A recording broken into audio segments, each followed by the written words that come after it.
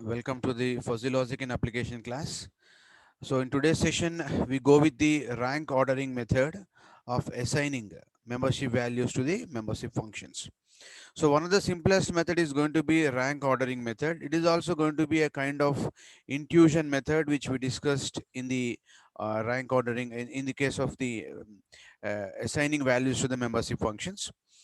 So in rank ordering method, let us imagine that we have some five colors like red, orange, green, yellow, and blue,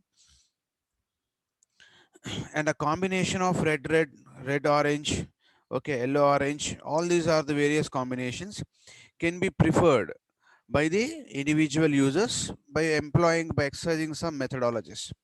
Say, for example, in rank ordering method, preferences are assigned by a single individual or by a committee or by a polling method or by other methods can be used to assign the membership values to the fuzzy variables. So these are all the various things which we have going to normally going to get based on all these various consensus. So here, say for example, say by an individual, if people are going to pick like the combination of orange and orange is going to be nil, combination of red is going to be nil, combination of yellow is red, that means all these are going to be zeros which we have got here, right? So similarly, combination of yellow and red is going to be 475, combination of green and orange is going to be 423. Like this, we get pairwise pairs of the two relationships on these values, which is normally going to give us the relationship between these two fuzzy sets. Okay, and this particular matrix is going to be the relational matrix between these two. So this is how we normally going to get a value on the fuzzy sets, which is going to be the value of the membership function. So this is what one of the method using which we assign the values to the membership functions, right? So the next method, the last method is going to be the neural networks method. So basically we have artificial neural networks. So therefore assigning membership value using the artificial neural networks are in fact neural networks for that matter. So the artificial neural networks, what is the artificial network? They are going to be biological inspired networks. So it is totally hypothetical in nature. So artificial neural networks are basically biologically inspired network structures which are highly hypothetical in nature. So what is the meaning of hypothetical? It is purely imaginary, but we can simply figure out certain methodologies of such hypothetical networks based on the experiences of the various human beings. So already we discussed about these neural networks basic structure, which contains nucleus and which is normally going to have the biological neurons, so connected by all these biological neurons, and in between all these neurons we normally going to have synapses, which is going to be a huge memory location, and the nucleus is normally going to be the concentration element, which is normally going to have a concentrated network connectivity, or something like the master of the networks here, using which we normally going to transfer the information from one neuron to another neuron, using this concentrated area, which is normally going to manage with all the activities of these neurons. And dendrites is going to be one more network element which you're going to have.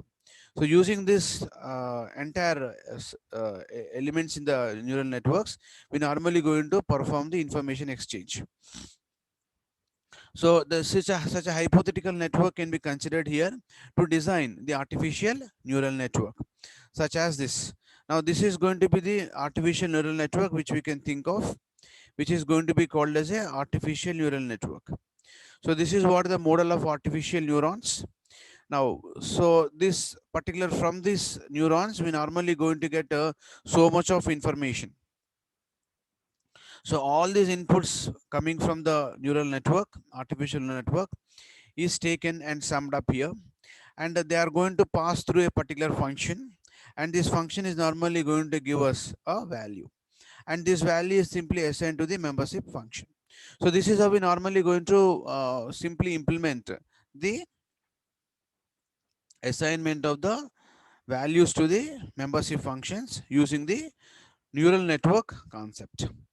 Okay, so that means what here? This is something like sigma is nothing but neural network system, and this is from this system we normally going to get a value, and this is given to a function, and this function is normally going to manipulate the values of these neurons, and it is going to give us a value assigned to the membership functions. And here it is normally what kind of values are normally going to come to the input to the function. It is totally based on the characteristics and features of the neural networks. So what are the characteristics of neural networks which we normally going to have here? So as we spoke earlier, this artificial neural networks are biologically inspired networks. Because why it is called as biologically inspired? Because it is totally a hypothetical network. Our brain is totally a hypothetical network. There is no physical connection. If you open up the brain and see, you never see any physical connections between one neuron to another neuron. These neurons we never see, but it is totally hypothetical in nature. So therefore we simply called it as going to be like a biologically inspired network which is hypothetical in nature. So artificial networks are organized in a way that may or may not be related to the anatomy of the brain. So it is not based, may or may not, you can have same anatomy of a brain as it is here in the neural networks, or you can have another kind of a anatomy followed here. It need not be same, because okay, because it is totally hypothetical in nature. Therefore, based on the requirement application, we can just incorporate the the characteristics of the neural artificial networks in the fuzzy logic. Next, what is going to be one more property of neurons? The neurons in the brain property is going to be one more property. It is going to have called as the learn from the past experiences. So it is our brain always going to store the past experiences, and they just simply learn them, and based on the learnings they're going to keep the information in the memory as a database.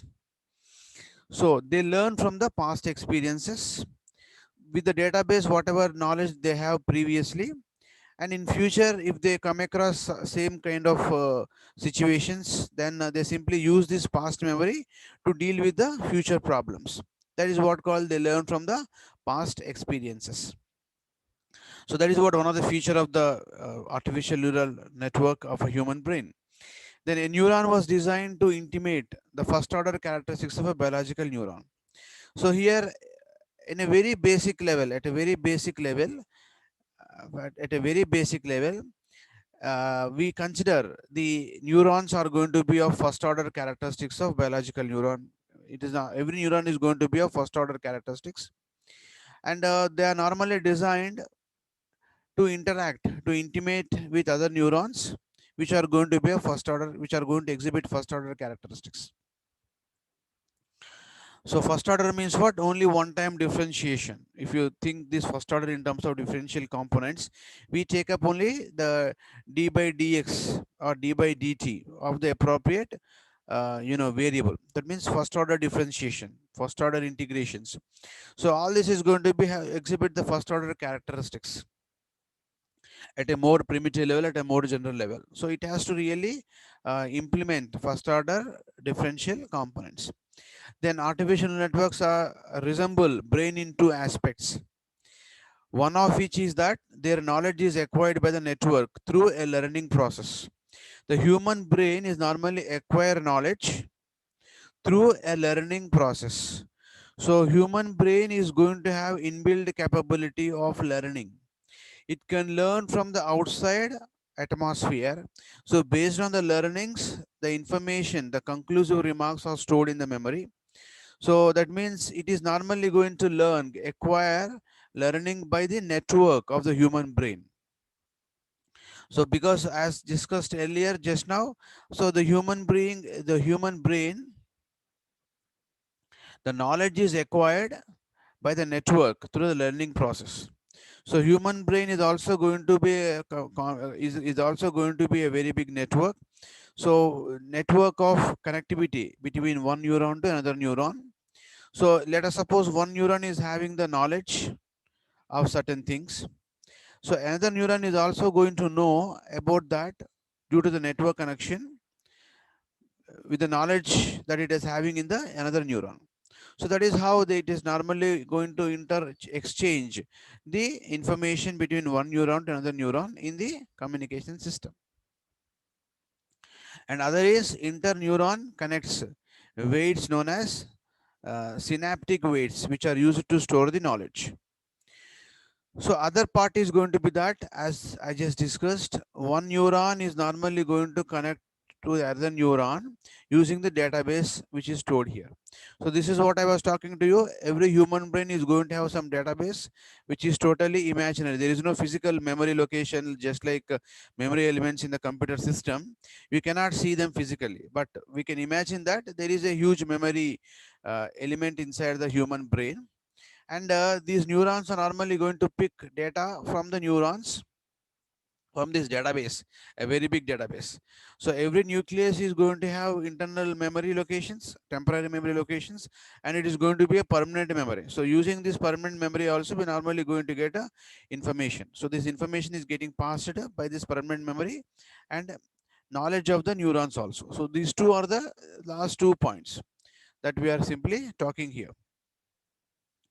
So that means the human brain is normally resembles the artificial networks normally resemble the human brain in two aspects. One of which is that their knowledge is acquired by network through learning process.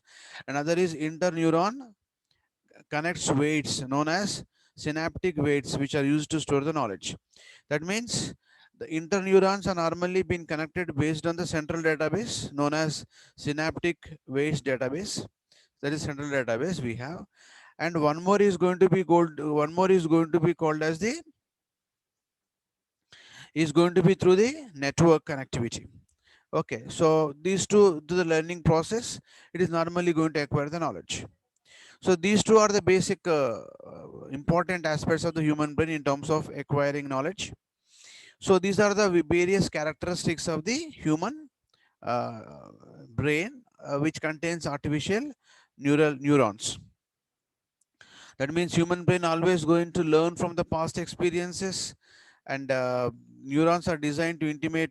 We assume that all the neurons can be of first order characteristics, resemble first order characteristics, and they learn by two methods. One is interneuron connects method, and next one is acquiring by the network through learning process method. So these are the various characteristics of the neural networks. And what are the features it is going to exhibit? What are the features it is going to exhibit? It is going to exhibit high computational rates due to massive parallel processing. So human brain is normally going to store knowledge regarding different aspects. So every knowledge regarding every aspect, the knowledge regarding every aspect is normally going to follow its own methodology of understandability or reaching to a conclusion as far as that particular concept is concerned. That means the human brain can able to process many methodologies simultaneously. That means it can think simultaneously many kind of aspects simultaneously based on many methodologies, many procedures to follow to come to a conclusion based on the different knowledge databases. So therefore it is totally highly computational in general, because it is normally going to have massive parallel processing. Human brain can do massive parallel processing. That means parallelly human brain can think about many subjects in parallel, and he can give a solution to the problems which are normally going to come across in many problems. Okay, that is what the basic therefore we can say that the artificial neural network is going to be highly computational. It is normally going to follow high computational rates. That means the computational rates are going to be, unimaginable rates. It is all the based on individual, but in general, okay, a human being can able to do parallel processing. That is why the computation rate is going to be more highly. The next one is going to be fault tolerance. That means if one neuron is not really working in the brain, but in the brain, every human being is going to have millions and trillions of neurons. So if other neurons are working, even though one neuron is not working, he can get the work done by other neurons. That means if one neuron is damaged, it doesn't affect the overall performance of the human brain. exactly similar kind of thing is there for the similar kind of thing can be incorporated in the fuzzy logic. So fault tolerance is, therefore we can say the fault tolerance is high. Even though one is not working, but the tolerance level is going to be really more. So this is what something like, fault tolerance is going to be high, as damage to few nodes doesn't really significantly affect the overall performance. So we are experiencing severe COVID virus now. So we can just once again take the same example. So that means our human body is going to fight against the COVID, virus particles inside the body. So that means our body, even though it damages some of the cells in our body, but still we'll be having many other cells which are normally going to fight against the COVID. So therefore, our tolerance is going to be little bit high, right? If it is at a smaller level, smaller composition, then our body is normally going to fight. So it is something like human body is being exposed to many other viruses, bacteria, every moment, every day, every second. Our entire body is been experiencing, right, huge number of viruses and bacteria. But only thing is, because of our immune system, we are not feeling that virus is attacking us. That particular bacteria is inside our body, even though we are living with many other infinite number of bacteria and viruses, but still we are surviving. Why? Because our immune system is continuously fighting against all those viruses, because of which we are all living happily. But this COVID virus is totally new to the body. It don't know how to fight against that particular COVID. So this is what the neural knowledge once again going to be there. Previously, the neurons don't know the knowledge, what data it has to pick, what kind of secretions it has to release, what kind of white blood cells, quality of white blood cells it has to release to fight against this COVID virus. It don't know. That is why it is fighting inside the body, and due to which heavy fight is going on in the body between the COVID and the body immune system. So this is what high fault tolerance is going to be high. Okay, so human body is really tolerant for many kind of devices, many kind of diseases. So fault tolerance is high, as damage to few nodes doesn't significantly affect the overall performance of the system. So the next one is, with learning and training feature, the network adapts itself based on the information received by it in the past environment. The number 3 and number 4 is very very important features which need to be incorporated in the artificial neural networks, especially in the designing of the AI systems, artificial intelligent systems. See this third point: with learning and training feature of the network adapts itself based on the information received by it in the past experience. So that means until today, what is the system performance? Basically, every system, every computer based system is normally going to execute instructions given to it by the programmer. So if at all a computer has to perform some actions, the instructions has to be compulsorily stored by a human being or engineer into the computer. It is totally based on the instructions which have been given explicitly by the engineer into the computer. It is normally going to act accordingly.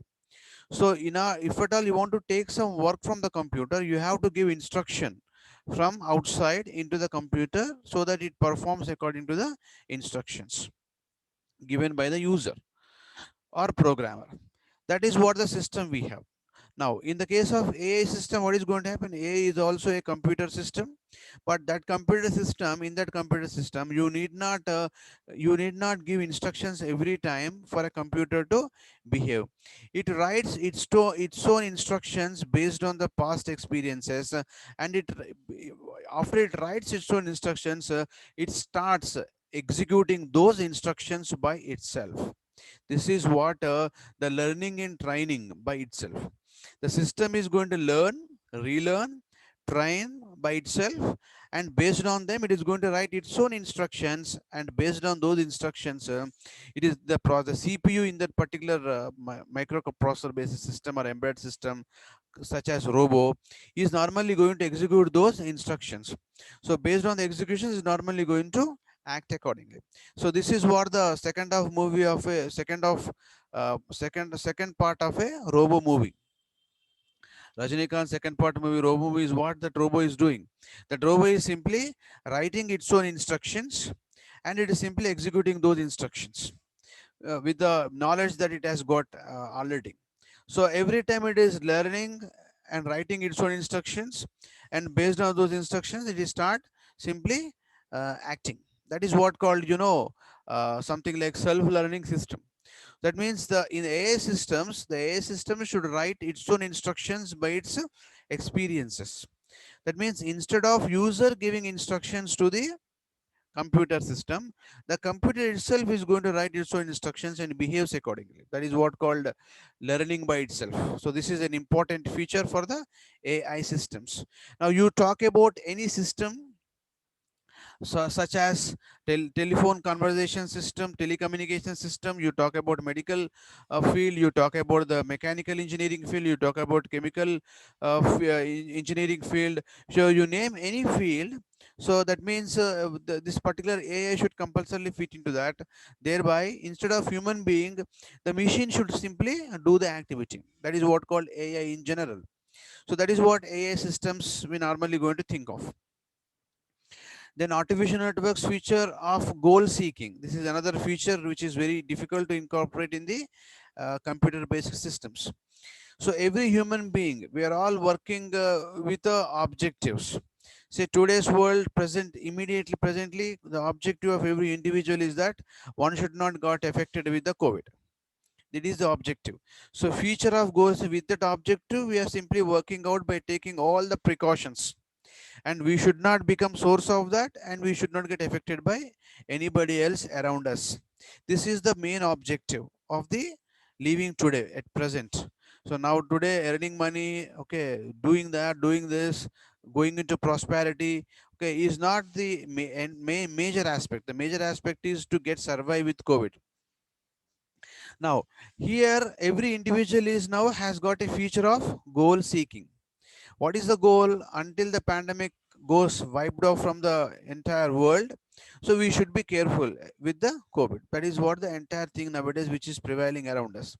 So this is what the goal seeking feature. By seeing the circumstances, problems, we are learning by ourselves. We are not being trained by anybody else coming to our house giving a huge training, and after training we have been uh, you know after training we are not been exposed to act according to training. We are just learning by ourselves, okay, and we are keeping goals ourselves, and individually we are being responsible for ourselves, and we are responsible for other citizens around us. This is what goal seeking methods we are developing in ourselves. So same kind of a feature need to be incorporated, called feature of future goal seeking method, where performance to achieve the goal is measured. So every AI system should keep the goal seeking feature, and because of this feature, the performance to achieve that goal is always going to get measured, used to self organize the system. Now, and also one more method is that all these goal seeking methods should compulsorily every time it has to organize itself. It has to organize itself, and it has to renovate itself. It has to recorrect itself, and it has to become always keep on good smart and become good in the life. That is what called organizing the system by itself. So every individual also should get organized every day, every time, every second by himself towards moving towards goodness. That is what called the basic thing of self-organizing. The day when you fail, okay, that means you are not really self-organizing yourself. That is what the basic feature which every human being need to have in general. So similar kind of thing is supposed to be there with the machine as well. So this is also one of the future we have to incorporate in the artificial intelligence using the artificial neural networks concept. So these methods are really very important methods, right? So the next is,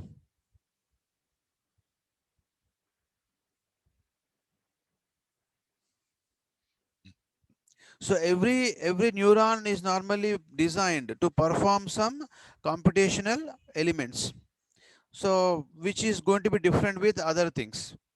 Okay, so that we can able to share the knowledge of one neuron with another neuron if at all it is not available with the existing neuron. So like that we normally use the communication between one neuron to another neuron in the artificial neural networks for us.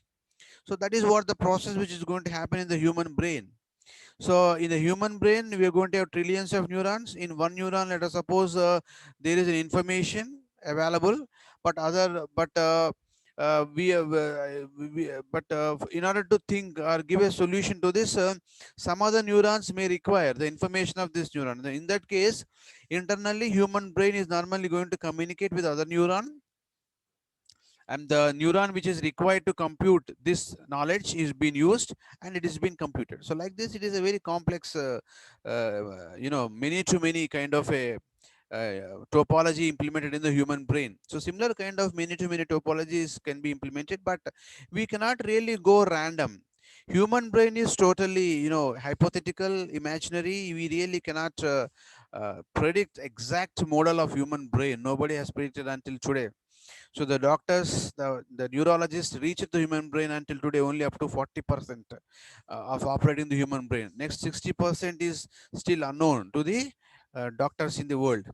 So it is that much complicated. Human brain is the most complex among all the systems in the world. So anyway, that is what the human brain, basic certain things we are simply discussing about the features of the biological neurons of the human brain, and we are trying to design a artificial network using the fuzzy logic. So that's why we normally going to have this. Now this is what going to be the basic model known as the back propagation algorithm model. Using this model, we can just normally design a fuzzy logic system based on the neural networks. So this is a neural network which we can think of, which is more close to the biological neural network of a human brain. Biological human network of a human brain. Now what this network is actually doing, it is normally going to have many inputs, and these many inputs are simply being implemented by the biological neural network kind of a system, and it is going to give us the final results. And these results, okay, are simply being passed through some functionalities which is normally going to give us the value. That means for several combinations of the inputs, we get several combinations of the outputs. Okay, that means this is being followed by another function, and this function is normally going to develop a value, and this value whatever we get will be simply assigned to the membership function. So this is how we normally going to implement the implement this concept of artificial neural networks in the fuzzy logic to get to assign the membership values. So now let us imagine that there is a algorithm called back propagation algorithm. In that we're going to have the series of, we're going to have many nodes, or series of nodes or multiple nodes at the input side, at the intermediate side, at the output side. So the number of nodes known as n suffix I be the number of nodes in the input layer, and you're going to have one more layer called as hidden layer. You cannot see hidden layer from the input port and output port because it is their intermediate. It is their intermediate. You cannot see the output. The people who are seeing from this side, they see only output nodes. The people who are seeing this one from this side, they see only the input nodes, but they cannot see what is there inside. Therefore, these nodes are known as the hidden nodes. So therefore, this layers is going to be known as the, this layer, this entire congregation of these nodes is known as a layer for us.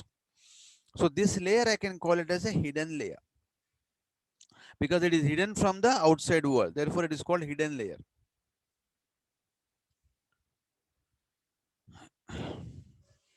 So here what happens now, we normally apply the inputs from the input layer, we take outputs from the output layer, and we normally use the hidden layer to communicate the signals from input to the output layers by using the network concepts. So in this, the connectivity, we normally implement some functionalities here. These functionalities, normally using this, we normally provide the mapping between one element to the other element using this. That means it provides the functionality of mapping. WJI, WKI are providing the mapping functions. It's going to map one element to the other element, and it helps in processing such information to the output nodes. And we can implement this by using two methods, that is called a forward pass method. Okay, the one is going to be forward pass method. So in the forward pass method, we're going to have, next one is going to be backward pass method. In forward pass method, we're going to have two methods between I and j, and between, now there are three layers. So three layers can be interfaced at two levels. Okay, so that means since we have three layers normally interfaced at two levels. One level is going to be input to the hidden layer. Next interface is going to be, one interface is going to be input layer to the hidden layer interface. Another interface is going to be hidden layer to the output layer. So these two layers are being interfaced here. These two layers are going to get interfaced, and it is normally going to get processed. So between I and j, we can take up a function like netj. That means it is simply connecting one type of network to another type of network. So these neurons are normally going to do some computations. These neurons are going to do some other computations. So that means this is one type of network. This is going to be another type of network, but both are being communicated, just like in a computer network. In internet-based communication systems, we usually connect different types of computers in the network. So that means different types of laptops are connected, different types of operating systems are connected, different types of hardware are connected, right? So different types of, the hardware systems, okay, terminologies, technologies have been interconnected. But still we are getting the work done from the internet. So internet is nothing but network of networks. So different types of networks are interconnected in the case of the internet working. So similar kind of a network we can think of, it is internet is going to be a many to many topology, we already know. So that means here also similar kind of thing, such a complex system is going to be there. You can make this, keep on make this more complex. It is going to be an ongoing process of research. It will be going on forever and ever. It never stops. Okay, so now let us look into this layer simple thing. We have to normally going to map the one neuron to the other neuron using this method, and we normally going to multiply this with the functionality. Okay, with the functionality, and this functionality is going to implement some method called as something like sigmoid function method. And using this method we normally going to find out the element. So that means we normally going to get the value which is normally going to be given to this node j based on this particular functionalities and all. So like this we normally get several parameters from this network for its working. Similarly between I and j we use the similar kind of a method to process this. So from these values whatever obtained here, we can just find out the error which is there in the signals. By error, signal is equal to sigma of ep. So ep we can write as equal to half sigma of tk minus theta k, and tk be the target, and target at the kth node. So we evaluate the mean square errors like this using this formula. So like this we can just get the several parameters on this. So this is how we normally going to map using the map the values to the membership, map the values to the membership function of the fuzzy sets. So this is what regarding the entire your third unit part. So we have done with unit number 3 now. So we have completed up to we have completed up to 4 units. In the next class we'll deal with the unit number 5. So unit number 5 deals with two important concepts. One concept is going to be, one concept is going to be the associative memories concept. Another concept we have in unit number 5 is going to be called as fuzzy logic control systems. So now already we know basically a control system, what a control system is. Usually control system comes in two configurations, two types of configurations. One is going to be called as closed loop control system. Another one is going to be the open loop control system. In the open loop control system, the output of one system is simply connected to the input of another system into another system, where the knowledge of the previous data is not known to the output side.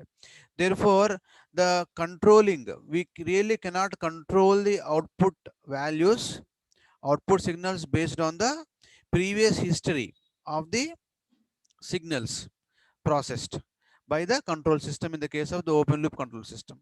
So that is why in order to increase the controlling activity, we normally apply the feedback to the system called as a feedback control system. In the feedback control system, we normally going to have the elements such as what? Now we can think of our simple feedback control system in amplifiers. In amplifier, what the control system we normally going to have, what the feedback system we normally going to have,